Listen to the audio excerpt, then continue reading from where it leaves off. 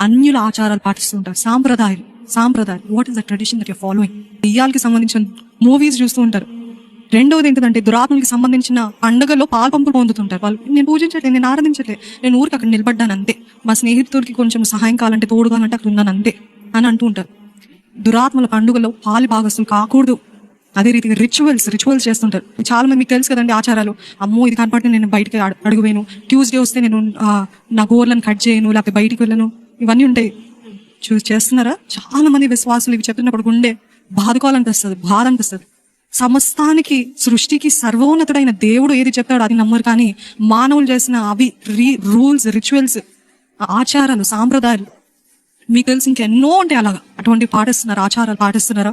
అటువంటి ఆచారాలు పాటిస్తే అంట మనం ఆహ్వానిస్తున్నామంట దురాత్మలకి మనం స్థానం ఇస్తున్నాం, అధికారం ఇస్తున్నాం.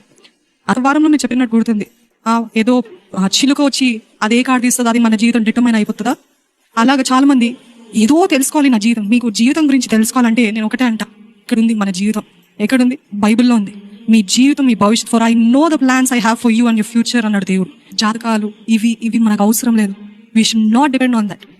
మన భవిష్యత్తు చెప్పేది మన దేవుడు ఒక్కడే. అది కూడా తెలియదు మీ భవిష్యత్తు ఎలా ఉంటుందో. ఆయన ఒక్కడికే తెలుసు.